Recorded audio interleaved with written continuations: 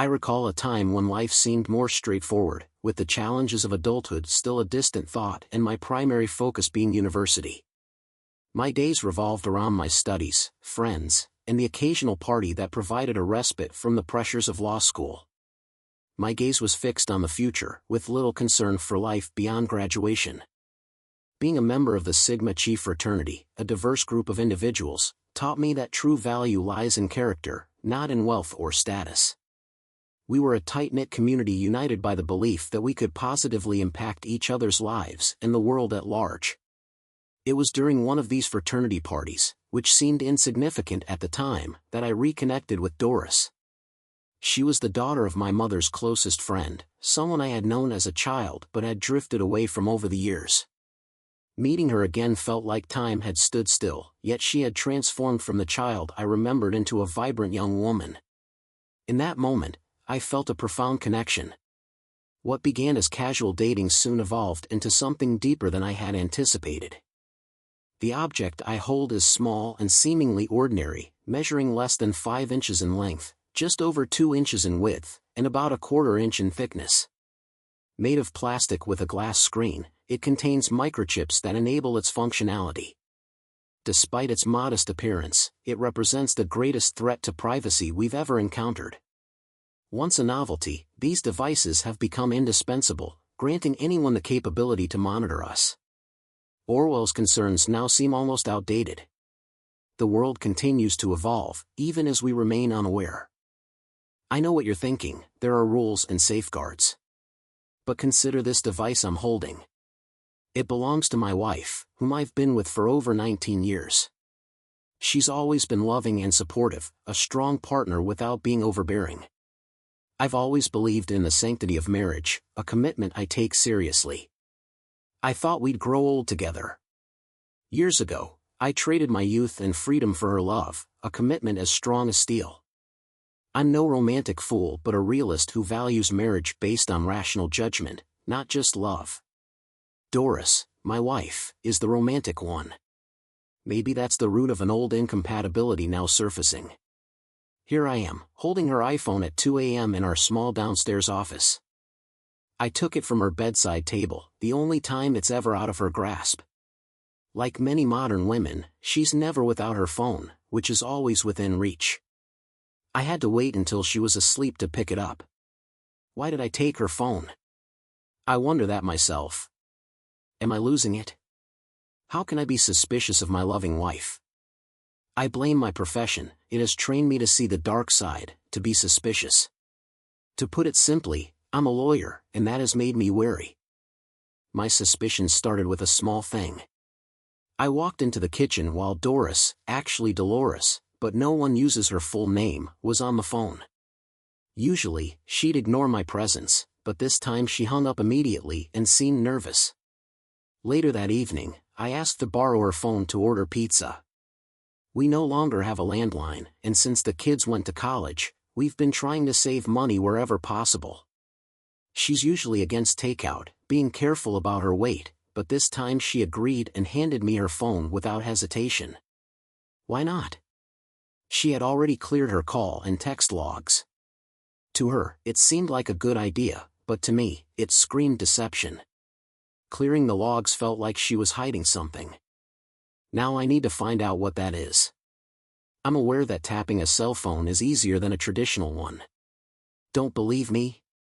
Just search bug cell phone online and see the results. I even bought a 99-cent book on Amazon that explains the basics. The main issue with iPhones is jailbreaking, which involves altering Apple's operating system to install non-Apple apps. My daughters unlocked their mother's phone when she first got it, proud of their skills.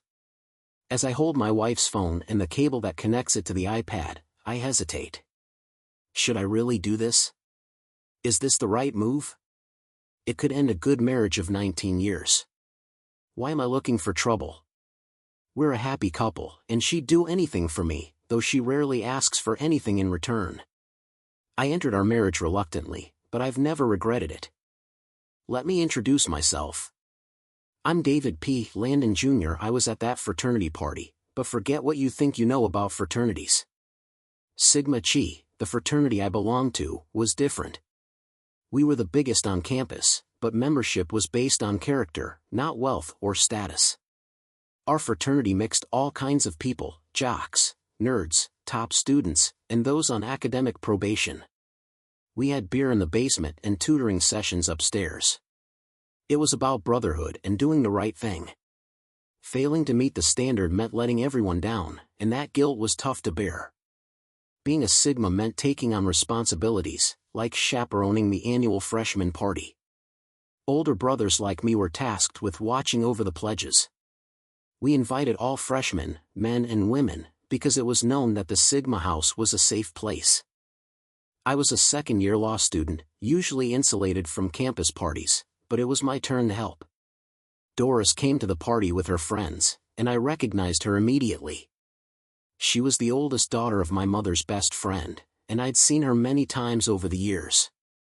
In my mind, she was still a child, but now she was a young woman, still youthful but undeniably more woman than girl.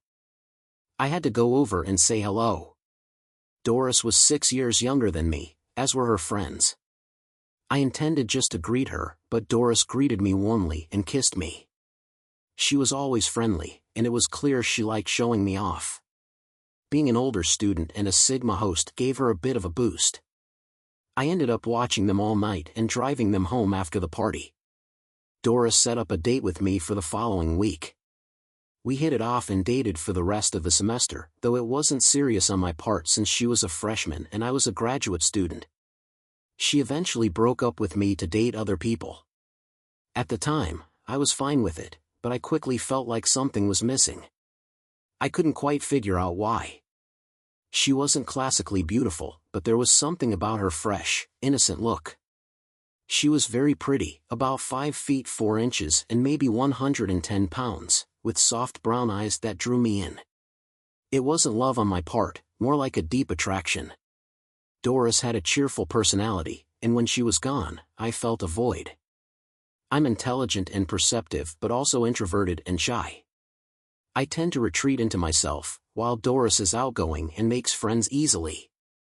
She's always the life of the party, but she broke up with me to see other guys, and I accepted it, though it hurt and left me with a bruised ego. By July, after my second year of law school, I needed a summer internship. Finding one after your second year is crucial for job prospects after graduation. I searched in New York, Chicago, Washington, D.C., and other major cities, but competition was tough. Eventually, I found a job in our quiet college town at an old law firm specializing in eminent domain. My apartment lease ended in June, so I needed a place to stay for the summer. Fortunately, the university opened a dorm for summer students and needed an older student to act as a responsible resident assistant. The free rent allowed me to stretch my law clerk salary further. Doris was in summer school and living in the dorm I supervised. I tried to avoid her until one day, as I was walking upstairs, I noticed her a flight ahead of me. When I reached my floor, she was coming down, seemingly to block my way. "I want to talk," she said. "About what?" I asked, trying to move past her. "About us and the stupid mistake I made. I regretted breaking up and asked for a second chance." I was hesitant but agreed to casually date, keeping my emotions guarded. Doris didn't play games this time. Her birthday was August 15th, and she turned 18 that summer. When I asked what she wanted, she said, "I want you to make love to me. I'm a maid, and I want you to be my first." I was surprised since we had done everything but engage physically, but I wasn't ready to go further and told her so. She was persistent, and as usual, Doris got what she wanted. The day after she turned 18 was a Saturday. Doris volunteered at a women's shelter run by the local Now chapter. She went there early in the morning, and since she didn't have a car, I had to pick her up at the student union around 4 in the afternoon. We were still living in the dorm for a few more days before the new semester started when Doris arrived. She was wearing jeans and a Now t-shirt, carrying an overnight bag. It was clear we were spending the night together, but I wondered why she needed the bag if we lived in the same building. We went to my dorm room, where I had no roommates. I lit candles and opened a bottle of champagne. We were both nervous, but after a few drinks, things progressed naturally. Doris was amazing. Doris decided it was time to tell her family about our relationship, her parents, Margaret and Lawrence Boswell, her younger sister, Mary Ann, and her brother, Larry Jr. They were a prosperous family. Larry Sr. was a senior VP at Shamal National Bank, and Margaret taught at Shaman Community College. They were an impressive family and treated me like royalty, impressed by my status as a third-year law student. Margaret, originally from Jamal, had gone to high school with my mother, who became a nurse. Margaret Boswell was a striking woman, taller than Doris, with a graceful, statuesque beauty that aged well. Her husband was a tall, silver-haired businessman, a bit heavy-set, and looking older than his 45 years, while Margaret looked younger than her age. Mary Ann, their 16-year-old daughter, was beginning to gain weight but had her mother's height and looks. Little Larry, at 11, was tall and showed promise of a strong physique. He and I became great friends, and now he is my best friend. My parents had loved Doris long before we started dating, and she quickly became part of my family. Even my younger sister, Paula, was a fan. My brother was too young to have an opinion. My family wasn't as well off as Doris's. My father, David Sr., ran the family equipment rental business with my Uncle John, who was 10 years older and a bit of a tightwad. The business was doing well thanks to my father's outgoing personality and his ability to work with all kinds of people. My mother, Agnes, worked because the business's income was modest and my uncle was conservative about profits. I was close to my mother, who was tall, pretty, and 8 years younger than my father. She had striking blonde hair, which she kept with the help of a hairdresser. A registered nurse, she worked nights, earning a master's degree and becoming the head nurse at her hospital. My relationship with my father was more complicated. He always tried to get me, with my shy and introverted personality, to open up. He's a friendly, outgoing man who believes in finding common ground with everyone. He never starts fights, preferring to turn the other cheek. Although we saw things differently, he approved of Doris, often saying she's as smart and beautiful as her mother. As a child, I loved waiting for my mom to come home.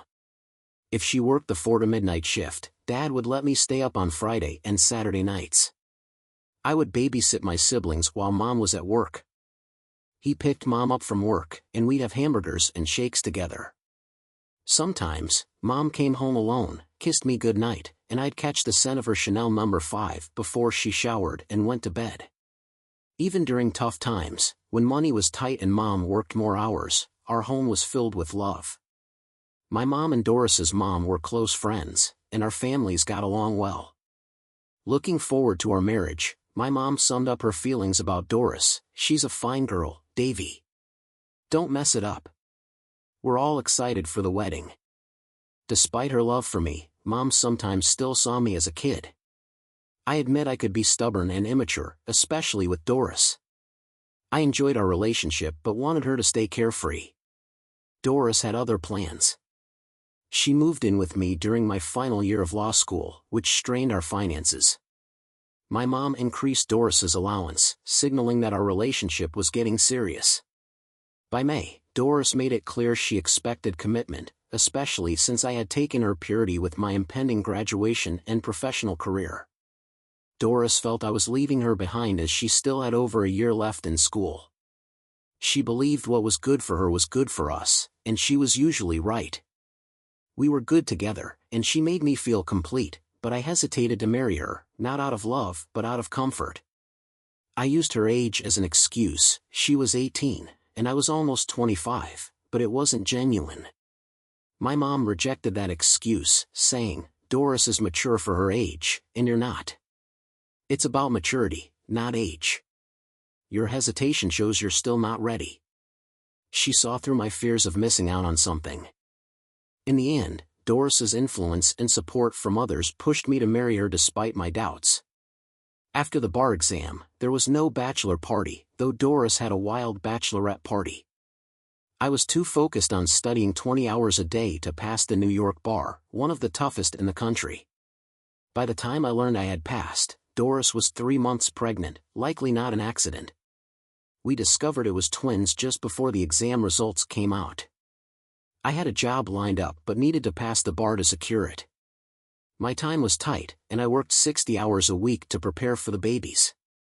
Despite our financial struggles, Doris never let it affect her. She took her last junior year exam just an hour before giving birth to two perfect identical girls. For me, it was love at first sight. 18 years later, I still love those girls, though differently. Doris and I struggled initially. We lived in a small apartment with tight finances, but she never complained. Being a father was both terrifying and heartwarming, and I cherished reading bedtime stories to my girls. They adored me, believing I could solve any problem and brighten any day. Life wasn't easy, but the rewards came in the form of their hugs and kisses. It wasn't all smooth sailing. Doris and I faced tough times together. When our kids got pneumonia and were hospitalized, I fell apart, but Doris stayed strong, assuring me, "David, they will get better. No matter what happens, I will always love and support you." In those early years, Doris was the foundation of our marriage, holding everything together. I owed her everything and was determined to succeed for our family more than for myself. I'm naturally lazy and unambitious, but marrying Doris and having our children changed everything. I became driven to succeed, even if it meant making compromises. The first few years were tough, with long hours at work and little reward.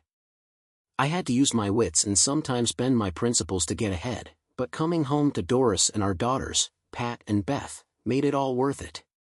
Doris went to school in the evenings while I stayed home working and babysitting, and I couldn't have been happier. By the time the girls started kindergarten, Doris had earned her PhD. She began teaching at a community college and quickly became a full professor at the university. Her income was a blessing, but by then, it was too late for me. I had already made partner at my law firm, but not in an entirely honest way. My income was high, but my morals were low. Still, I had a family to care for, and as a lawyer, I could justify my actions. Eminent domain is the government's right to take private property for public use, like building roads or schools, while paying the owner its value. In theory, it's a necessary process, but in reality, it can be unfair. Lawyers like me step in to help property owners get the most money possible. My success in this field started with a lucky break, being seated next to James "Jimmy" Landrieu in law school. Jimmy became a key figure in the New York State Senate, dealing with real estate laws. Our connection allowed me to gain inside information, helping me secure lucrative cases where property was being taken for private interests under the guise of redevelopment. My job became about using every trick in the book to ensure my clients got the best deal, even if it meant bending the rules. I worked closely with appraisers, sometimes using their influence to benefit my clients. I relied on tips from Jimmy about upcoming property takings, and in return, I helped him out of financial troubles. My firm admired my ability to spot new opportunities, and I was rewarded well. Over time, it became easy to justify crossing ethical lines, convincing myself it was a form of community service. More on that later. But back to my wife's phone. I installed a spy program on Doris's phone to record her conversations and send them to my iPad. It would also forward all her text messages to my phone and let me listen to her calls in real time or record them for later. In theory, nothing Doris said or heard would be hidden from me, but the reality was different. On the first day, Doris spent almost 5 hours on the phone. Sifting through all her conversations was overwhelming. She spent 45 minutes just talking with a friend about a dress she saw at the mall but didn't buy. After 3 weeks of this, I started feeling paranoid and was ready to give up. Then a text came in. I was in a meeting when my phone notified me of a new message.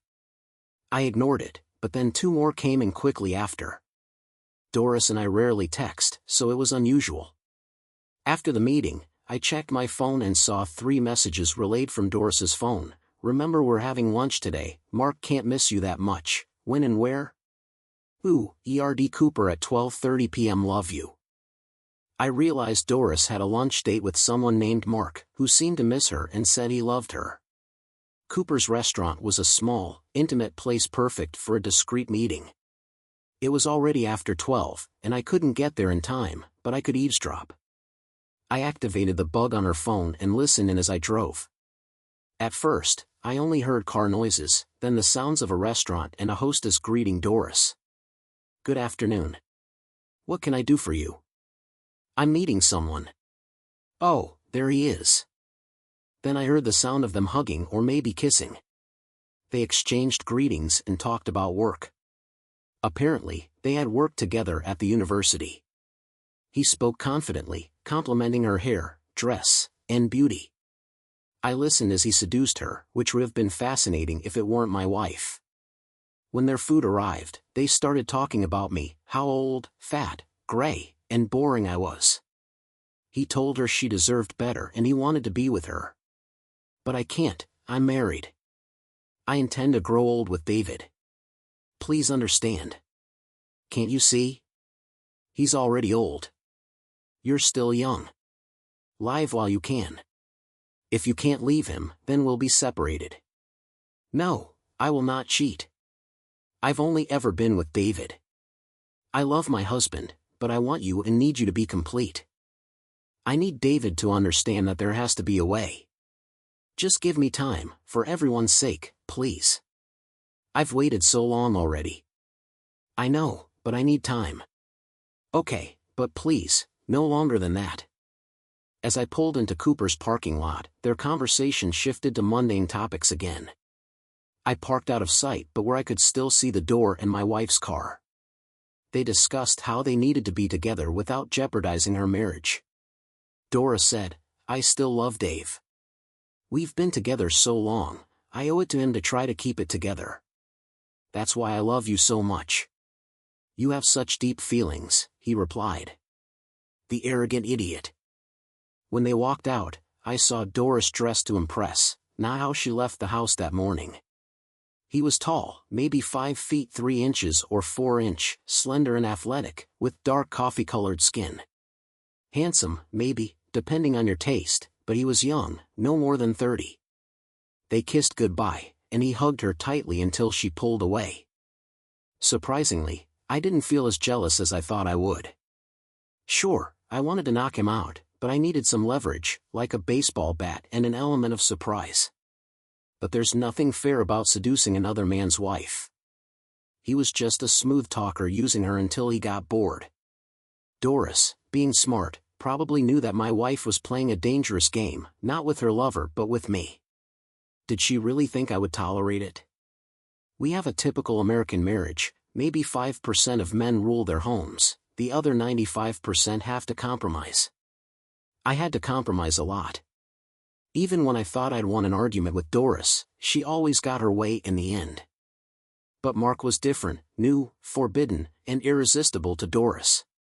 He offered an escape from a tired old husband and an empty nest. Mark was just the first man outside our marriage, but likely not the last. My choices were limited: stay with Doris or leave her. Leaving was hard. We'd been through so much together, and I was admittedly very dependent on her. After so many years, I couldn't imagine life without her. But then what?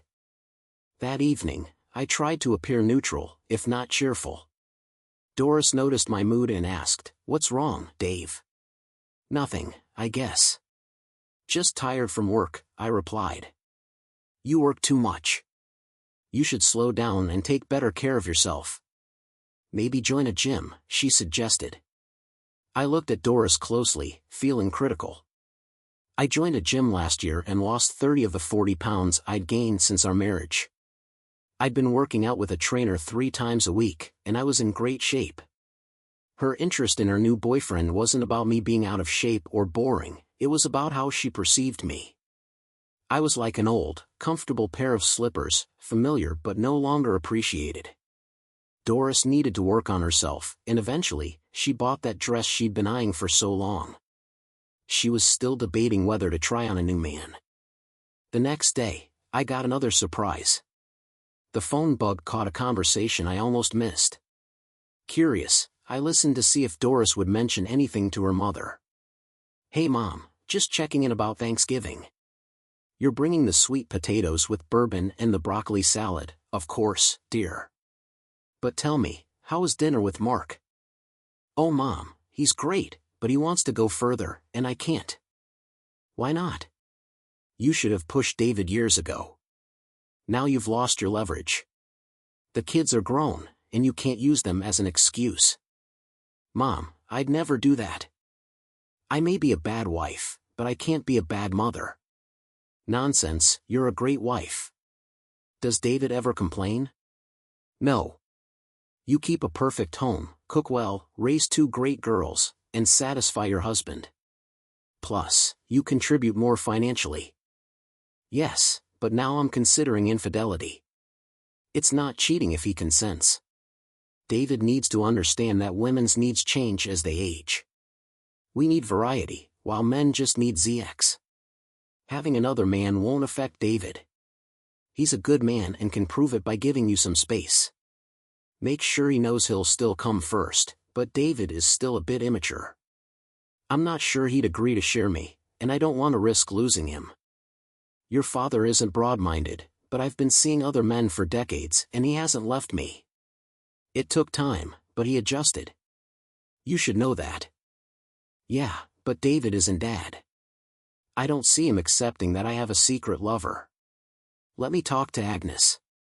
She knows David well and was the one who convinced him to marry you. Let's see what she thinks. My mother-in-law said before ending the conversation with some cryptic words that shocked me. What did she mean about my parents? I had a sinking feeling that I knew but didn't want to face it. Tapping the door phone had been a mistake. Hearing what others thought of me only made me feel worse. I spent the next few days waiting for something to happen, but nothing did. Then my daughter Beth called. Hi Mom, Pat and I will be home on Tuesday for the break, but we need to be back on Saturday. We have hot dates with 2 soccer players after their game on Sunday. Okay, I'll let your dad know. But I thought Pat was dating Rick the swimmer. She is, but he has to deal with it, Beth giggled.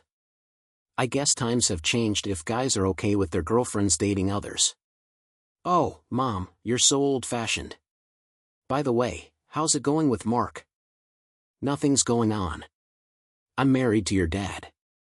What am I supposed to do about Mark? Oh, please, Mom. Daddy is a fat old man. He can't expect you to give up someone like Mark for some outdated tradition. You should go for it. Daddy loves you and doesn't have a choice. In the background, Pat added, exactly. Then she grabbed the phone. Mom, do you want us to talk to Dad? We can explain and remind him of everything you've done for him. He loves you more than anything. He can't expect to have you all to himself.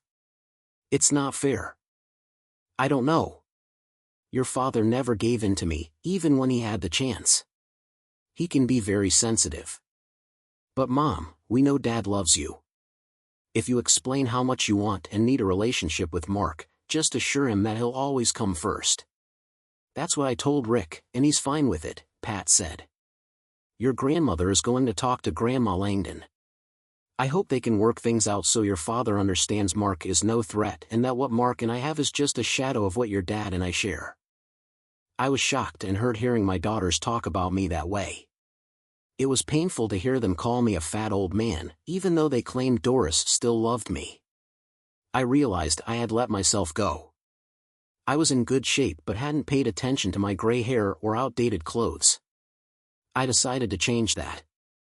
I went to a salon, got my gray hair touched up and restyled. Doris didn't even notice. Then I went to New York and bought a new wardrobe to show off my slimmer body.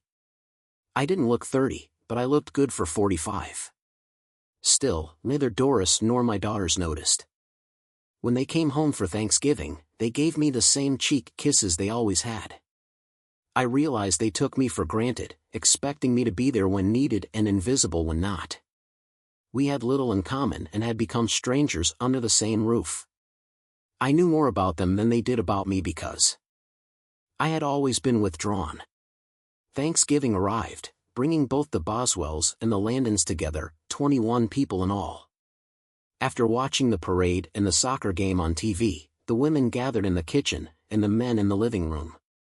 I slipped away to the family room where my daughter-in-law and Beth were watching the small children. I locked myself in, put on headphones, and listened to the conversation in the kitchen through my wife's phone. I recognized my daughter Patty's voice saying, "He's gone into his room and closed the door." "Okay, someone tell me what's wrong with my son." I heard my mom ask, "What do you mean, Mom?" Doris replied, "Well, he has new clothes, a new haircut, and less gray hair." My mom said, "Honestly, I noticed something too but couldn't pinpoint it." Doris added, "He's also thinner than last year." My sister Paula observed, having not seen me since last Christmas, "Yeah, it could be." Mom agreed, "I don't know. He's been really down the last 2 weeks. I thought maybe he was having trouble at work again." Doris said, "You don't think he knows about Mark, do you?" My mother-in-law asked, "I doubt it, and there's nothing to know. I haven't done anything with Mark." Doris responded, "Maybe he's having a midlife crisis. The girls have left home, and he's at that age." My mom suggested, "Yes, that would explain the changes." My mother-in-law said, "We should be cautious. If he's having a midlife crisis, we need to ease him into things." My mom advised, "Maybe I should put Mark on hold." Doris said, "Nonsense. Davy needs a gentle push. We need to get him out of this funk and help him adjust. It won't help if you're depressed too." My mom insisted, "So should Mom tell him she wants a new lover?" Patty asked, "Not all at once. We should get him talking to your dad and Larry. They can share their experiences. They've both adjusted well, and there's no reason Dave can't do the same. But if he's feeling old and like life is passing him by, we need to ease him into the idea first."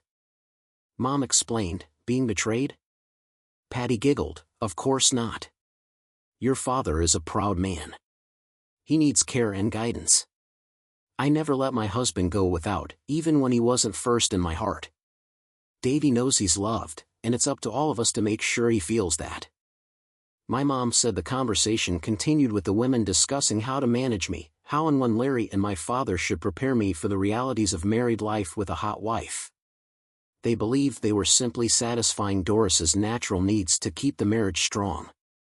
My mom was the driving force with the most experience. They talked about me like I was a child trying to get me to behave.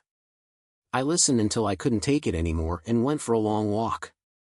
When I returned, Doris was concerned. No one had noticed me leave, and my return made them wonder. Later, when we were alone, Doris asked what was bothering me. I said, "I can't say exactly, but I know things need to change, and I'm not sure I'm ready for the unknown. Baby, no matter what, I'll always love you. You'll always be the most important person in my life," she said, snuggling up to me. I didn't respond because her words made me feel guilty, as they always did. The first Saturday in December, I went to a Giants game with my dad and father-in-law. Larry got great seats, and my dad paid for a limo and drinks. After an awkward start, they tried to talk about how great it was to let your wife have a lover, touching on all my mom's points. The main idea was that women of a certain age need a young lover, and if you love your wife, you should let her explore. I stayed silent until the last 2 minutes of the game, then finally spoke. "I don't know everything, but if I ever catch Doris with another man, our marriage is over, no ifs, ands, or buts." My elders spent the rest of the game trying to change my mind, but I repeated that any infidelity would end our marriage.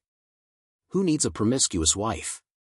Because that's exactly what she would be, I said, which led them to call me immature and bigoted before heading to the men's room. They were gone a long time, and we left the stadium in silence. Later that evening, I realized it wasn't just a long wait for the men's room. My dad and father-in-law had called home. Both my mom and mother-in-law spoke with Doris before we even got back, discussing the situation and planning their next steps.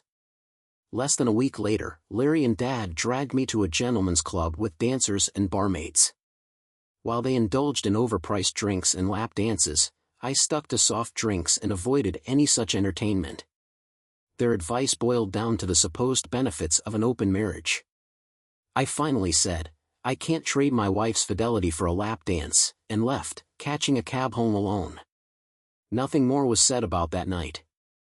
As Christmas approached, the conversations I overheard grew more intense.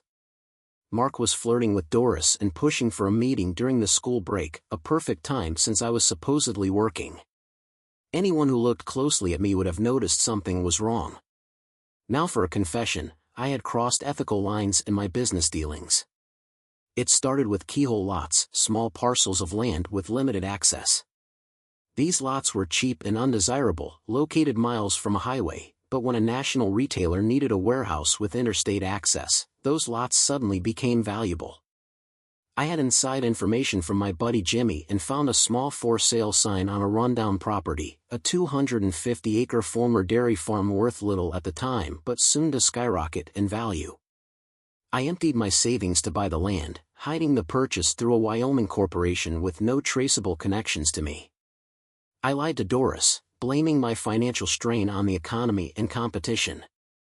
Instead of being angry, Doris supported me, working extra and cutting back on everything except the girls' needs. She didn't buy anything for herself for over a year while I struggled. 2 years later, I sold the land at a huge profit, but questions arose. I stayed small and out of sight to avoid scrutiny. I never touched the money, telling myself it was for our old age, hoping that by then no one would question how I earned it. I was desperate to keep my secret from Doris and our families. We spent Christmas Eve at a relative's house as usual but hosted Christmas Day at our place. Doris and my mom had coordinated the meal. Doris made a roast turkey, Mama Boswell prepared a crown roast of lamb, and my mom had a ham in the oven. Around 1 in the afternoon, I lifted the stuffed turkey from the trunk of Doris's new Mercedes, a birthday gift from her parents with a sizable down payment. "David, when you're done bringing in the turkey, I'd like to talk to you in the den," my mother said. It wasn't a request, but her tone was gentle, almost sympathetic. The den was a small, quiet room at the front of the house. When I entered, Mom was sitting on a short couch and gestured for me to sit beside her. As I sat down, she took my hands in hers. Her cool touch was familiar from my childhood. "David, what's going on? You don't seem like yourself." "If you're in trouble, the family is here to help," she said, leaning in and looking me in the eye, waiting for a response. What could be wrong?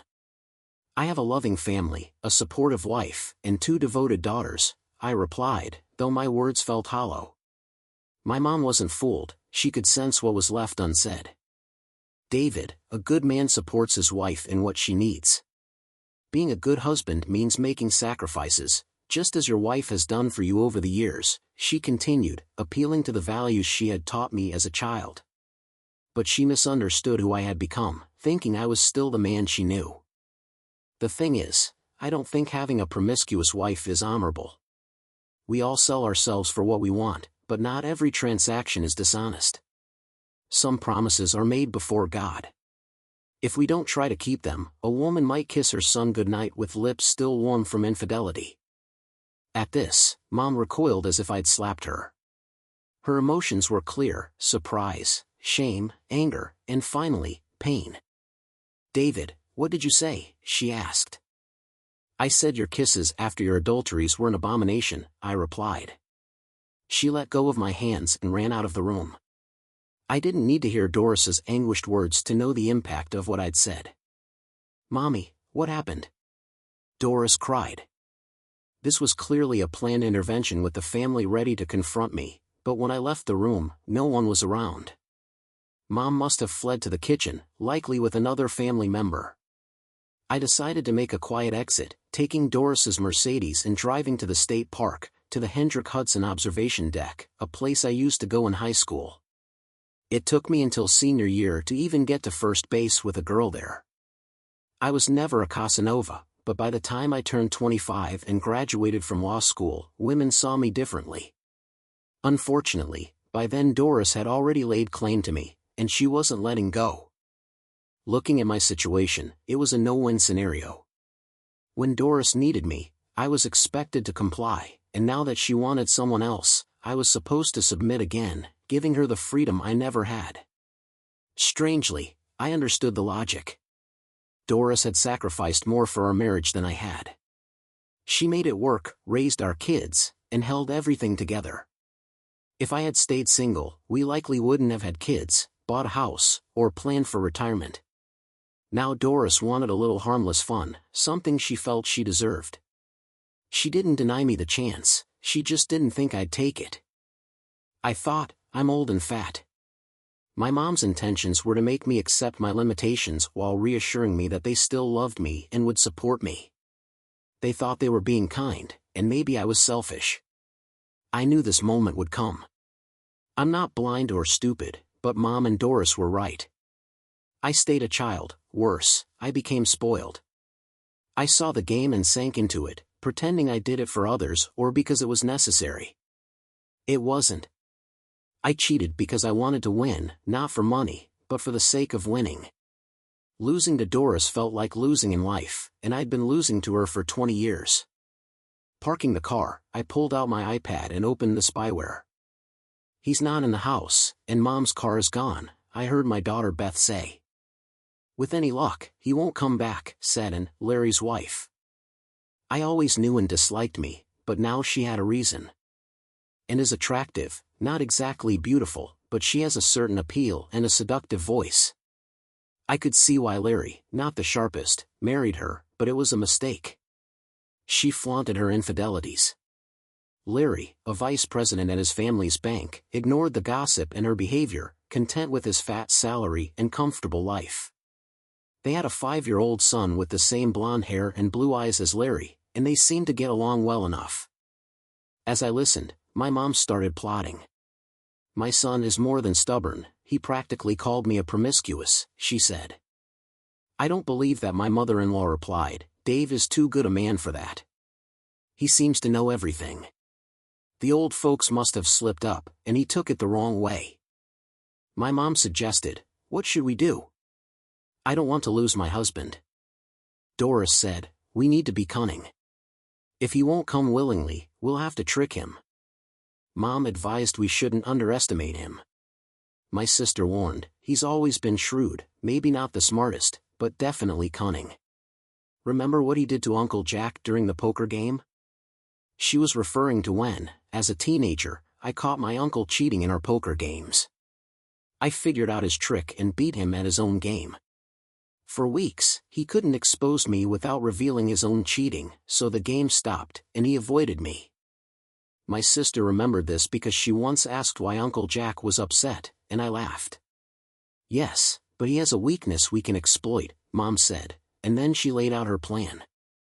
The weakness my mom referred to as my low tolerance for booze. I don't drink much, but when I do, I get happy and then pass out. Her plan was to get me drunk at a New Year's Eve party with and flirting with me. The idea was that I'd wake up in another bed, confronted by an angry wife, faced with evidence of my infidelity. I'd be pressured into agreeing to open our marriage, which really meant Doris would have her fun while I stayed home. The problem was Ann's reluctance to seduce the old fat man. They figured I wasn't attractive enough, but Ann was the best choice since she was married to my friend Larry, which would add to the guilt. She didn't need to actually do anything, just get some compromising pictures to help. They enlisted my brother Samuel's shy wife, Elaine, who was eager to fit in and would be the perfect witness as the newest family member, married for just 2 years and currently pregnant. Sitting in my wife's expensive car, I looked out at the northern Catskills, where Washington Irving set Rip Van Winkle. The fog rolling over the dark mountains created an eerie scene fitting for an Irving tale, but not for listening to your marriage fall apart. Then Doris spoke up. We need to give Dave more time, another chance, she said. What about Mark? Will he wait? Her mother asked. Mark is worried. We both have this week off, and he thinks it's the perfect time to get a room. But I still need David. He's my first and true love. I'm going to work this out with him. He's never denied me anything, and I don't think he'll start now. We just need to reach an understanding, Doris replied. My plan will work. Your husband deserves this for his attitude. Talk to him more, but don't keep Mark waiting because of my stubborn son, my mom advised. I'll give David one more chance to step up, Doris concluded. I had no choice but to return and endure Christmas dinner with my family. Everyone was cold toward me, except Anne, who had apparently resigned herself to flirting with the old fat man. Doris pulled me out the door to her Mercedes. "What about Christmas dinner?" I asked. "We're not going." "We need to talk," she replied. "Is there something to talk about?"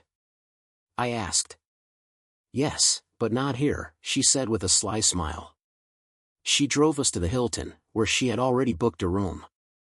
White Star champagne was waiting when we arrived. "What's wrong, love?" I asked. "Nothing's wrong. Please stop worrying. It's not about us. I love you and always will. I want to be with you forever, just like we promised. Forget everyone else." "You know I could never love anyone else," I said. "Yes, love," she replied. "No," she said. "Is there a difference?" I asked. "Yes. I'm trying to assure you that we'll be together forever." She said, "You can keep a bird in a cage, but don't leave the door open." I said, "What does that mean?" "I offer us freedom because we love each other. That's what keeps us together." "I won't fly away," she said. "Please believe me." I said, "I do, but you're wrong." "No, believe me, I can only love you," she insisted. I had no answer. She missed the point entirely. "Don't let male pride hurt us, we're just talking about physical needs." "It doesn't mean anything," she said. This is an argument you can't afford to win. Be happy with what we have. Just don't open the door. Don't be stubborn. You know I'll always take care of you. Don't be foolish," I said. I hugged her, realizing our future was uncertain. She couldn't see that everything was built on a lie I'd allowed to persist for over 19 years. Doris believed the lies she told herself, and I had never challenged it. "I love you. Everything will be fine. Believe me," she would say, not realizing she wasn't the problem. "No, believe me, I will never accept what you're offering." "I've kept my end of the bargain," I said, ending the conversation. The following Wednesday, Mark invited my wife to his house for lunch. I listened just long enough to confirm they were done with our marriage by mutual agreement. The loving couple didn't mention me, as if I didn't exist. Friday was New Year's Eve. I started the evening with a drink at Irish Mist, my favorite spot, which is a restaurant and bar. I invited all my older friends for drinks but no family members, sticking to non-alcoholic beverages. I didn't arrive at Larry Jr.'s house until 8 p.m., taking a cab. My old Honda was parked some distance from Larry's place that day, hopefully unnoticed. When I arrived, I was feeling worse for wear. It wasn't long before they handed me a very strong drink. They started off slow but quickly intensified the level of intoxication. I had a tough time shaking them off, but luckily, and Larry had house PL, and a few trips to the restroom allowed me to stay sober while I pretended to be drunk. And asked me to dance. I let her lead, and after a while, I responded as best I could. Apparently, this happened about half an hour after the ball dropped in Times Square. By then, I was fully pretending to be completely intoxicated. It must have been convincing because Anne and Elaine took my hands and started helping me up the stairs. Once in a room I assumed was the guest bedroom, they tossed me onto the bed. "I don't think I want you to do that," I said. Elaine jumped back, surprise written on her face. "Crap, crap, crap," and cursed. "My sister warned you, but who listens in this family?" I said. "Now both of you go downstairs and send that traitorous fool who calls herself my wife up here." With those words, they ran out of the room. A long time seemed to pass as I sat, listening to the commotion below. A few raised voices were heard, but I didn't bother to eavesdrop as that part of the drama was already over. Eventually, Doris appeared in the bedroom doorway. "You wanted to see me?" she asked. "Yes, come in and sit down," I said as softly and kindly as I could under the circumstances. Doris sat down, and the tears started flowing. When her nose began streaming, the tears stopped. "I'm sorry that I made a terrible mistake listening to the others," she said. What are you sorry for? That you wanted another man, or that you had fun with him last Wednesday at his apartment? I asked. She shrieked, and for the first time, I saw fear in her eyes. No, maybe it's just that Mom's plan didn't work and now you're caught up in it. Please, David, I love you. It doesn't mean anything. You have to believe that, she said, perhaps a little surprised at how calm I was. No, Doris, I won't forgive you. Oh, please, David, forgive me and let's forget about it. Oh, I forgive you, Doris. There's really nothing to forgive except a little deception. The problem is the rest of it. You see, I don't love you, never have, and probably never will. You don't mean that, David. That's just your anger talking, she said. I couldn't help but laugh. Do I seem angry? Let me assure you, I am not. I've spent the last 19+ years in this marriage. It wasn't all bad, it's been a kind of gilded cage. But now the door is open, and I'm walking out, thanking you for finally setting me free. David, please, that's not what you mean. I'm not going to let you divorce me over such a small thing after all the years of loving devotion I've given you. Do what you want. I'm leaving. I had it all worked out. You held me with pure guilt, and now I have none. You wanted an open marriage, and I'm giving you the most open marriage possible, one without a husband. With those words, I stood up and started to walk away. What will you tell our daughters? She asked, her anger rising. Goodbye is all I will say. I wish to God I could believe they weren't mine, but considering what they are and what my mother is like, I have no doubts. So goodbye is all I have for them. Nothing more. Then I stopped and thought to myself, that's not true. My girls are the little ones who will always be with me. They are locked in my heart, they never grew up. They still wonder if the ducklings will cross the road. With those words, I left my crying wife and walked down the stairs. Of course, my mother, supported by my father, tried to stop me from leaving. Where are you going? Mom demanded. A good question that I don't have an answer to, but I guess to a lot of places I haven't been able to visit in 20 years, I said. So you're just going to run away because life didn't work out the way you wanted it to, she said. No, I'm leaving to find my life, the one I've missed so much. David, please be sensible. Everything you need is right here. Everyone who cares about you is here. Everything we've ever done has been for your benefit. Don't let foolish pride destroy your future. Without us, you don't really have a life. How will you manage on your own? Who will look after you if you leave? You might not be able to come back, son. Consider the gravity of that. Doris has always been there for you. We all recognize how much you rely on us, Dad said. I'm sorry, but I had already left. You just didn't see it. The key was in the lock, you only needed to turn it, I replied.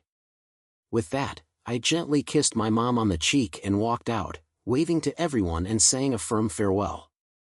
I left behind my wife, daughters, brothers, sisters, and parents. I was free. I was alone, but in reality, I had always been alone inside, and it wouldn't be long before I wasn't alone at all. An older man, though not overweight, possessed immense wealth and physical allure. I was ready to cash in and seek out the most secluded and lavish destinations. I exchanged one old, indulgent lifestyle for as many new experiences as I could embrace. After 20 years of confinement, I was free, and a new and different world was waiting for me.